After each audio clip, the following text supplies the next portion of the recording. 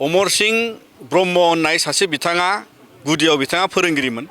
बिनि उनाव बिथाङा बिअ जादों। बिनि उनाव बिथाङा राजखान्थि हान्जा बिपिएफनि सासे सोद्रोमामोन आरो बिनि उनाव बिथाङा रिटायार जानानै दिनै गावखौनो सासे बबे जायगानिफ्राय खिलिखो गोसोआव बिथांनियाव जों मिथिया। मानोना बिथाङा मोनफ्रोमबो सोमावसारनायाव जेबो बिहोमा गैया आरो बर' माहारिनि सोमावसारनायाव बेसेबांबा जे जोंहा मुंख्लं जालांबाय। सुजित नार्जारिनिफ्राय जागायनानै बांबुर गोरा जागायनानै आरो गुबुन गुबुन दिनैहाय एनडिएफबि बिएलटि एबसुनि सोमावसारनायनि उनाव जोङो थामथि गोरोबथा बर'फोरनि जे मोनसे जाफुंसारनायाव बिथांहा जेबो बिहोमा गैया आरो बिथाङा दिनै बर'नि बेबादि गेदेरथार माखासे जाफुंसारनायनि जारिमिनारिनि जे मोनसे खोन्दोखौ लानानै बिथाङा बेफोरबादि बाथ्रा बुंनायनि जेबो जयगथा गैया आरो बेखायनो दिनै जों सानो जे बिथाङा बेबादि माखासे माहारिनि दलिल बा जातीयता बा जोंनि राजखान्थियारि मोनथायनि जे दलिल मोनफा मोनफा बेखौ लानानै बिथाङा बेबादि बाथ्रा बुंनायनिफ्राय गोजानाव थानांगौ आरो बिथाङा बेबादि मुंख्लं आरो बेबादि आन्दोलनकारिफोरखौ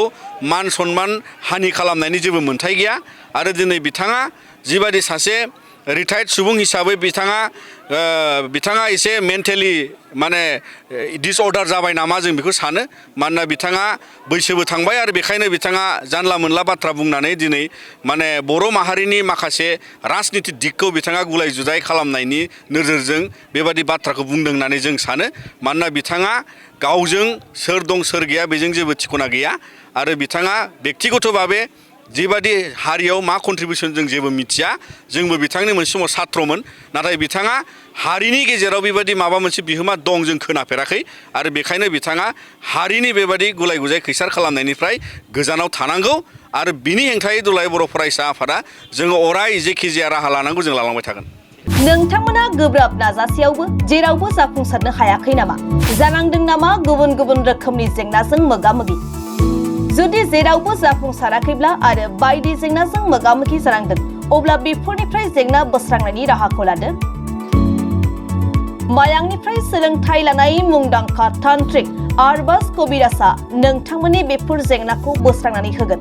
बयनिबो गेजेराव सोमजिबाय थाग्रा जेंनाफोर जेरै सोलोंथाइ लानायाव सोमजिनाय जेंना, हास्थायब्लाबो साख्रि मोनैनि जेंना, फालांगियाव जेंना सोमजिनाय, हा हुनि जेंना, बिसि फिसायनि गेजेराव दावराव दावसि जानाय, मोजां मोनलायनायाव हेंथा सोमजिनाय जेंना, जुलि जानायनि उनाव गथ' मोनैनि जेंना, फेग्रा एबा निसा मुवा लानायखौ गारहोनायनि राहा, सुथुरनि गाज्रि नोजोरखौ दानगारनाय, जुलि जाखांनायनि उनाव गुबुनजों मोजां मोनलायनायनि सोमोन्दो लाखिनाय, राजखान्थि बिथिङाव जेंना बायदि बायदि जेंनाफोरखौ गैया खालामनायजों लोगोसे गोसो बोनो हानाय गोहोनि ताबिज एबा राजमुहिनि ताबिजखौ मुंदांखा अमरस कबिराजनिफ्राय मोननो हागोन। अब्ला मानोथो गोबाव खालामनो? नोंथांनि जेंनाखौ गैया खालामनो थाखाय 7908887945 मबाइल नम्बराव फोनांजाब खालामदो आरो अमरस कबिराजनिफ्राय सुबुरुन लादो।